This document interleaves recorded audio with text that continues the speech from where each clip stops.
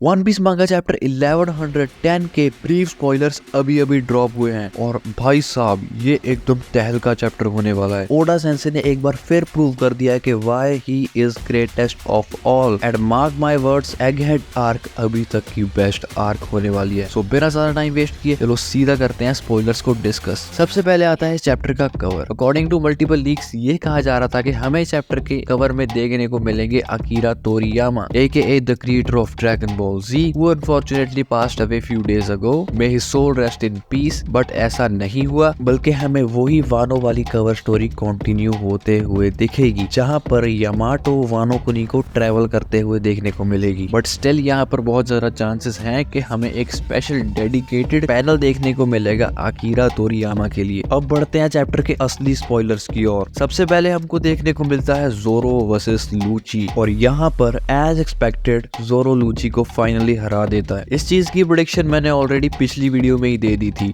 ऐसी ही प्रेडिक्शंस के लिए और सबसे पहले चैप्टर्स के स्पॉयलर्स देखने के लिए चैनल को कर लीजिए सब्सक्राइब। और अब यहाँ पर जोरो के बारे में और कुछ नहीं दिखाया गया। और अब आते हैं धमाकेदार spoilers. The most waited the 5 elder planets, जिनको हम प्यार से बुड्ढे बुलाते हैं, उनकी डीमन फॉर्म्स। जी हाँ, हमने बिल्कुल सही सुना, बुड्ढे पहुंच चुके हैं उनकी डीमन फॉर्म्स में, और नॉर्मल फॉर्म में नहीं, फुली अवेकन्ड फॉर्म में, जस्ट लाइक सैटर्न। और इस चीज की भी प्रेडिक्शन मैंने पिछले चैप्टर में दे दी थी। और हमें वैसे ही देखने को मिलते हैं 5 के 5 बुड्ढे एग हेड पर एक साथ in their fully awakened form for the first time in One Piece history. और इसी चैप्टर में हमें बताया गया कि कौन से गोरोसे की ट्रांसफॉर्मेशन कैसे होने वाली है। यहाँ पर सारे के सारे बुड्ढे किसी ना किसी योकाई पर बेस्ड है, जस्ट लाइक सैटर्न। जैसे कि सैटर्न उशी ओनी पर बेस्ड है, वैसे ही सभी के सभी बुड्ढे किसी ना किसी योकाई पर बेस्ड है। अगर आपको योकाई के बारे में नहीं पता तो मैं बता दूं, yokai are mythological creatures in Japanese mythology.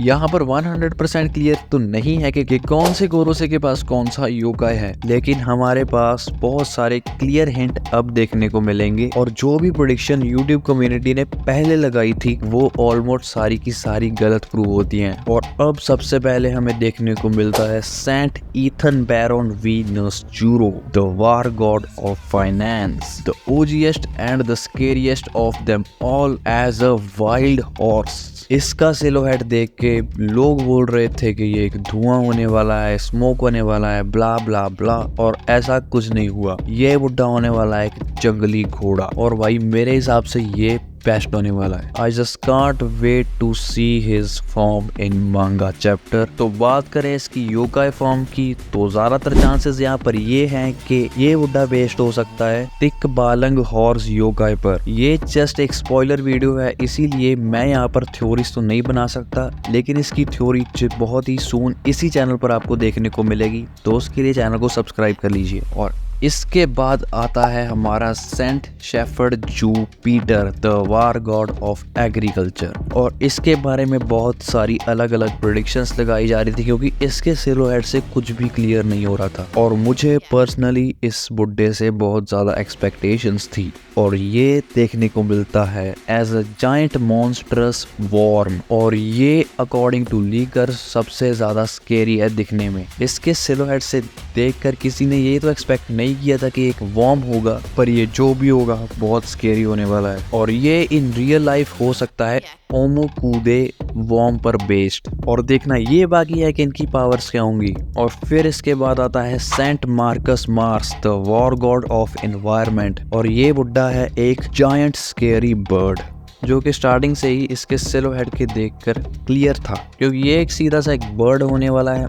इसका रियल लाइफ योकाई गैस करना बहुत मुश्किल होने वाला है, लेकिन सबसे ज्यादा चांस यहाँ पर बनते हैं द कोरतोंगे योकाई के, जो कि एक स्केरी, डेडली और रूथलेस बर्ड है, जो कि इंसानों को मारकर खाता है विदाउट एनी स्पेशल रीजन, जो कि इसकी पर्सनैलिटी से भी बहुत मैच कर सकता है। और देखते हैं कि ओडा सेंसे हमारे लिए क्या लाएंगे। Coming up next is saint Topman Warcury, the war god of legislation, जो कि एक जायंट वाइल्ड बोर होने वाला है। इसके सिलोहेड को देखकर बहुत सारे लोग ये स्पेकुलेट कर रहे थे कि ये एक एलिफेंट होने वाला है। और जब मुझे ये पता लगा कि ये एक एलिफेंट होगा, आई वॉज नॉट हैप्पी, क्योंकि मेरे को लगा नहीं था कि एलिफेंट का डिजाइन इतना अच्छा होगा। और अब ये फाइनल हो चुका है कि ये एक बोर है, और boars are literally very scary. So मैं खुश हूँ कि ये एक बोर है, और ओडा सेंसे 100% इसके लिए एक बहुत ही तगड़ा डिजाइन लेके आए होंगे। So now can't wait to see them in मांगा।